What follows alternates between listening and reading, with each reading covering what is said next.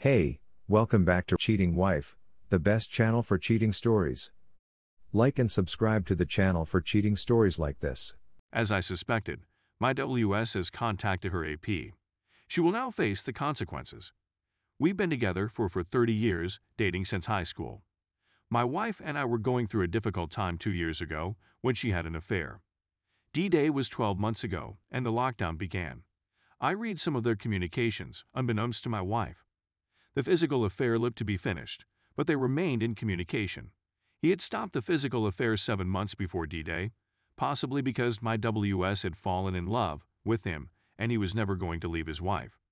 She was outraged and heartbroken that he had deserted her, particularly because he had expressed his love for my wife. They stayed friends and messaged one another, and my wife told him she couldn't get him out of her thoughts. This time last year, I had never heard of Reddit, and I had no idea who to turn to for support counsel. I realized my techniques were a little shady, but my clever strategy was to try to uncover the whole truth about the affair and assess whether or not our marriage could be healed. It's not simple to do when you don't trust a word a cheater says. My wife couldn't see the AP, so I imagined she'd called him on her phone to inform him about their affair. For the following 6 months, while we were ostensibly attempting to heal things, I could read their communications without my wife's awareness. Here are some quick highlights. They both lied to one another and blamed one another for the affair. He said that their relationship had passed a boundary and that he regretted what they had done. My wife never expressed sorrow about the affair. He treasured their time together but equally wanted to forget it had occurred, an oxymoron. My wife informed him that she loathed him and that he had exploited her, which he denied, but she also added that she missed him, which was also inconsistent.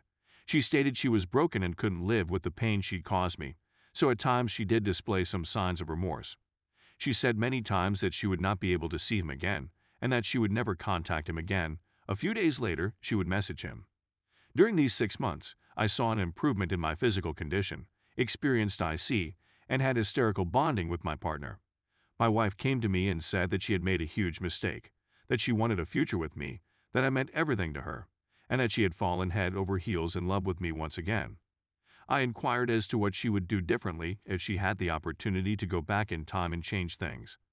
Her reaction was to make sure that a good relationship would not devolve into an affair and to attempt to heal things between us before the affair got underway. She told me that she would be subjected to any ramifications, but she requested that I not notify our children of what she'd done. It is said that our children do not deserve to be hurt. The reality of the matter was that she didn't want others to think badly of her. However, according to the texts I've seen, my WS did not make any negative remarks about me to the AP, but she must have spoken something about our marriage to him earlier in the day. Among the things he said were things like, "I hope you can mend what went wrong between you," "I hope you can continue on," and other such statements. As for the negative side, my WS told him that I loved her and that she'd be okay, perhaps due to the fact that she did not believe I would leave her, but she never told the AP that she loved me. Eventually, she lost her cool with the AP and said, "All I need is my children." She never said that she needed my assistance or that she cherished my company. 6 months ago, I believed that reconciliation was out of the question. My wife eavesdropped on some of the conversation, which I'm not sure how much she heard, but it was definitely the wake-up call she needed. I hired an attorney to look into my options. Her demeanor changed at this point, and she finally broke off all connection with the Associated Press. I devised a set of rules and penalties for everyone. The most important was that we were not to communicate under any circumstances or I would divorce her. She agreed to all of my conditions. In light of the communications I had read between them, I was skeptical that she would not contact him again. However, she maintained NC for 5 months, and things seemed to be progressing in the right manner with us at the time. My wife learned a few weeks ago via a mutual acquaintance that the AP had an incurable condition. I expected her to contact him, and sure enough, she did. She has violated my confidence once again. To begin with, she sent him optimistic thoughts and hoped the therapy would be successful. But then she urged, "Get well soon and look forward to seeing you soon." And here's the ultimate blow to my wounded heart. WS, just one more thing. Do you have any regrets about meeting me? Associated Press. No. WS, good, neither do I. That's it, folks. I've had it with her. There is nothing worth fighting for anymore. I realize that divorce will be painful for me and our children, as well as financially difficult.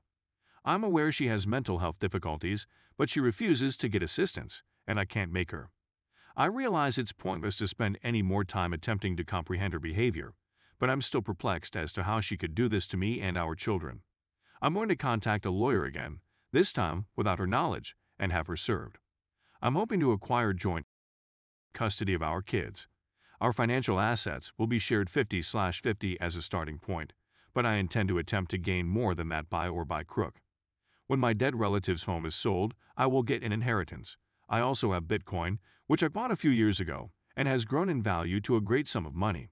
I also have a sizable pension fund. Is it feasible to keep my STBXW from receiving the proceeds? Update. My unfaithful wife offered to stay with her parents for a short period of time in order to give me time to recoup and determine what to do next.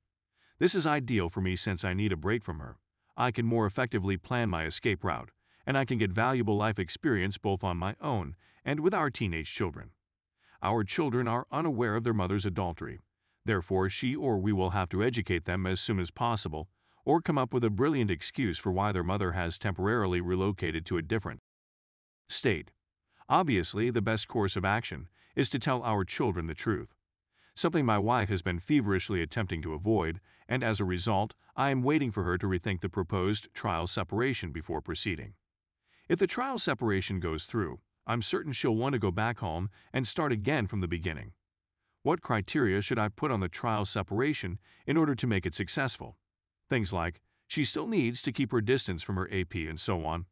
What about finally, but certainly not least, a recent story? The incident occurred this weekend when I happened to be riding my bike through a park where my wife and her AP had one of their trysts, which triggered me. I was aware that they had been immobile for about 90 minutes in a remote wooded area of the park because of the GPS tracking system. Despite the fact that she is completely unaware of what I know, I have never inquired as to the details of their sabotage. While I was well aware that they weren't having a picnic, and I wasn't anticipating the truth, I inquired as to what kind of she and her AP were having in the park and how long they had been there. Be prepared for the following remark. I'm not sure how long we were there since we had gone running. It was not exactly what you'd call a full-fledged encounter, but it was close. How would you describe the situation? I had inquired. I suppose I'm stumbling, she admits. I inquired about the situation more since it seemed a bit unusual. Was there any oral between you and him? Later on, she continued rambling on about her therapist, telling her that talking about the element of things is not a good idea at all. If the answer is yes, I explained it to them. Can you tell me where he went? He didn't, she said emphatically, because he didn't offer her cunnilingus. It seems that she didn't think he did either. To summarize, a significant amount of time is spent fumbling about with no apparent end result. A quick update on the mishandled event is provided below. I decided to go a bit more into her background since her story sounded a little strange. In my previous statement, all I wanted was the truth, and how could I believe whatever she says if she is continuing to deceive me? According to her, they did not engage in oral relations, but rather tried total intercourse, during which he was unable in obtaining an erection. It's true that I now believe her, but why wouldn't she? Is it possible that she was attempting to spare him from embarrassment? Despite this, I still think she would have tried oral in order to get an erection from him. As a result, the story was changed to include more than an hour of attempting to convince him to hit hard and failing miserably. She claimed that he did not have any ED in the prior parks, implying that this area was not to his liking.